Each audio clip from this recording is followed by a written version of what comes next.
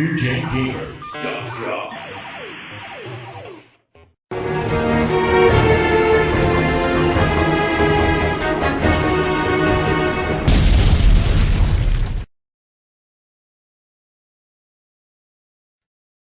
Now, before we look at one of probably the top 5 N64 games for the system, let's look at the top 5 reasons why the N64 could not compete with the PS1.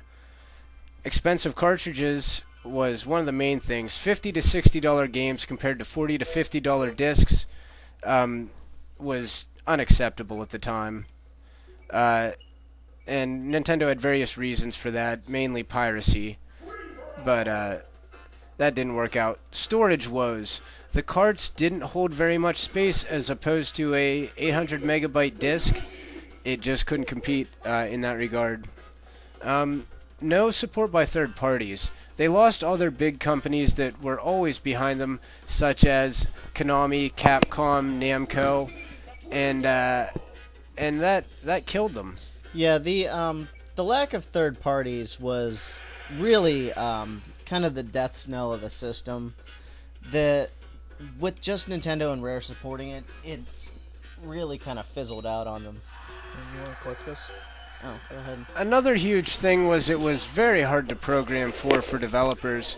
As time went on, they came up with some better middleware tools to help alleviate some of the programming off of the developers to allow them to focus on making the game, but it still wasn't enough. The system had a lot of limitations, as we spoke about it being the first truly 64-bit system and could do all that, but it had a severe lack of RAM, which really hurt the system as far as displaying things.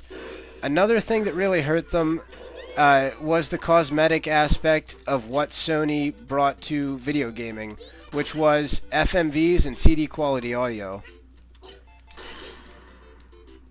Nintendo wanted all of the games cutscenes to focus on using in-game graphics, whereas the Sony games were focused on making the most beautiful computer-generated images, and aesthetically, you saw which one was better.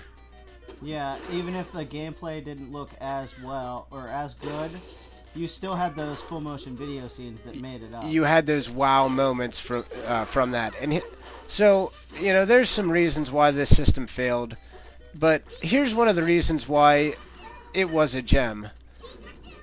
It brought this to the table. Games like this that are just fully addictive multiplayer mayhem is what the N64 had. Yeah, those were the best games for it, and the PS1 didn't have that experience.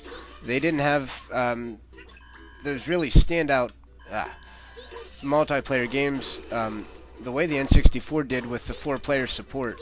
I think a good way to point it out on how there was so much difference with the multiplayer is the fact that the N64 was built with 4 controller ports right in it. Yeah, it was built for that reason, to get people involved and get them playing it. Now, this game was done by HAL Laboratories, a second party of Nintendo, and the president of that company, Satoru Iwata, is now the president of Nintendo Company. So you see, his genius was regarded very highly within the company. Want to do another one? Yeah, let's do another one. Yeah, I'd definitely say that this was a social console, as opposed to the, lots of times you ended up playing one player on the PlayStation 1. Yeah, this was a game that was a party game you pick up and play. I remember many times, and I'm sure you guys do too, being with a bunch of buddies playing this game. Oh yeah, this was just one of those little party games. That still is to this day. It's just something you have fun, you sit back and play with your friends. Get Doritos and some, Pepsi or beer, depending upon your age. And you just let loose and had some fun. And this did something that, at the time, I think nobody thought could be done, which was innovate the fighting game series beyond Street Fighter. More than just another... More blood, more fatalities. Yeah, and there were some attempts to make a 3D fighting game, and things like Tekken did that pretty well, but it was still the same damn thing.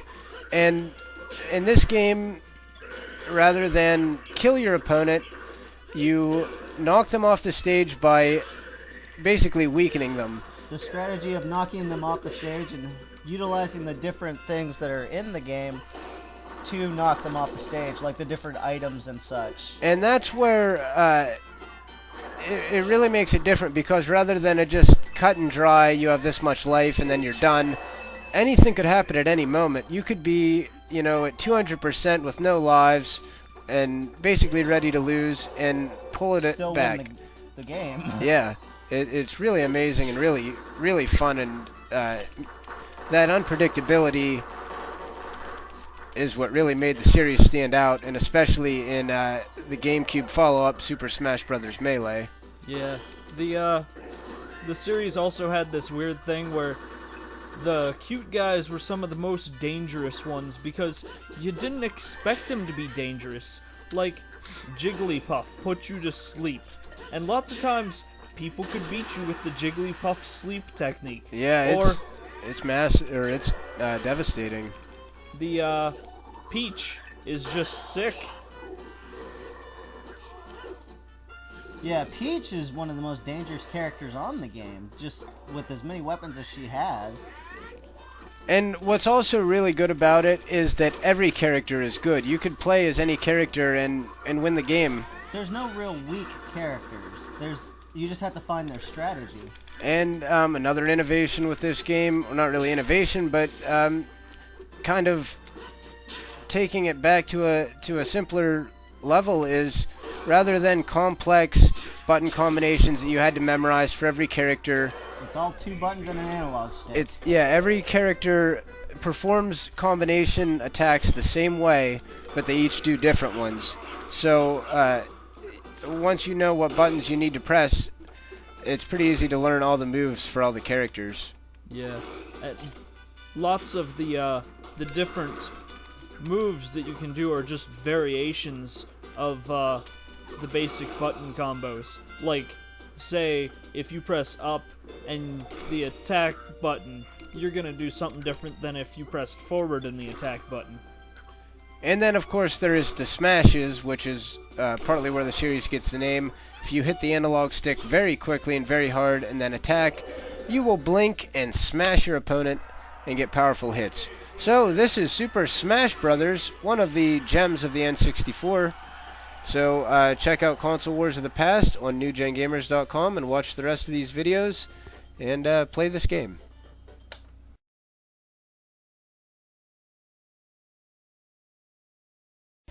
Me and you and me, no matter how they toss the dice, it had to be the only one for me is you.